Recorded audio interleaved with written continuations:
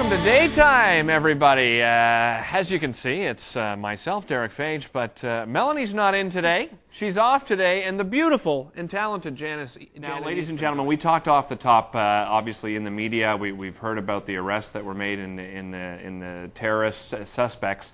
Of course, it's all rumor and innuendo, but we thought this would be a great opportunity to talk about emergency preparedness. And Rob Wilson joins us from the Ottawa Paramedics. Thanks for being here. Good morning. Good to have you. Hi, How Rob. are you doing? Very good, thanks. Emergency preparedness, what do we mean when we talk about that, Rob? Well, emergency preparedness is making sure you and your family are ready when a disaster occurs.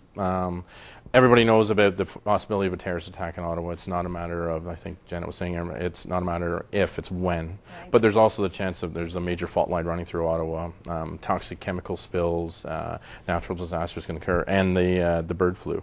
So Right. everybody should have supplies ready to deal with it, because the paramedics aren't going to appear at your door saying, are you ready, or you need help. It's going to take us sometimes days to get to you.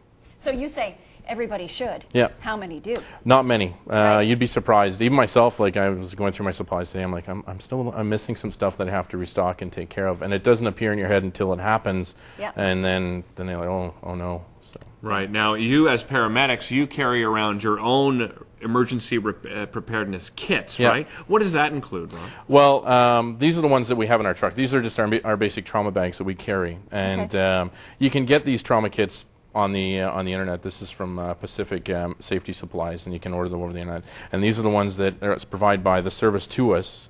Same type as difference. It's just got all the supplies of a first aid kit, and then in addition at home I have like the water supplies and everything and two days of food and everything to prepare in case something major happens. Okay. When you talk about putting together a kit like this, Mm-hmm. give us an idea of, like, there must be a huge itemized list that you say, get these things. Give us a run-through of what that might be. Okay, well, if you go to the City of Ottawa website, www.ottawa.ca, and go to the Emergency Protective Services branch, they have a list of stuff that you should have for yourself. But what I did today was I brought some basic things for that you should have in your home first aid kit. There's trauma dressings. These are large and small pressure dressings. So if you're bleeding, you want to use these to stop. And when we did our bleeding stuff, cling to wrap them up. Aluminum blankets to maintain heat. Okay. The traditional triangular bandage, which can be used for anything. Okay. You've got your gloves. You should always have gloves to protect yourself. A pocket mask, which helps protect you from vomit or any type of blood thing if you have to do it to somebody other than a family member. All right, okay. 4x4s and 2x2s, which are just basically in addition to for the bandages. Antiseptic wipes and hand towelettes, Band-Aids, a good first aid kit, a good first aid book, which tells you what you should do when an emergency happens. Right. Scissors are always a good idea. So people say, well, can I just use my home scissors? Well, these are called penny cutters, and they're very, very good at cutting off jeans and...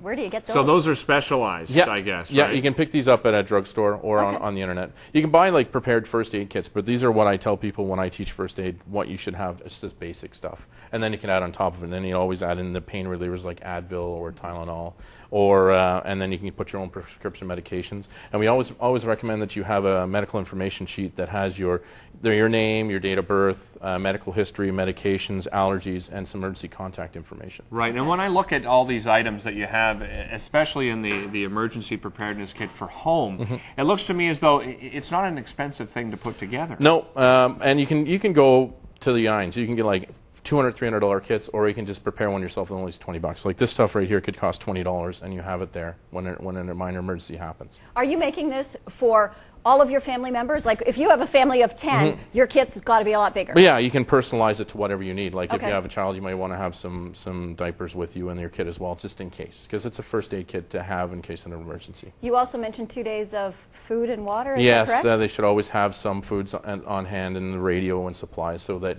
you can last until we get to you.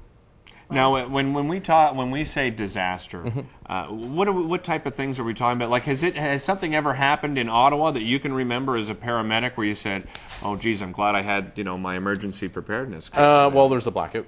Right. And that really stretched the services because people were using they were using barbecues to light up their houses, and candles and fires were occurring.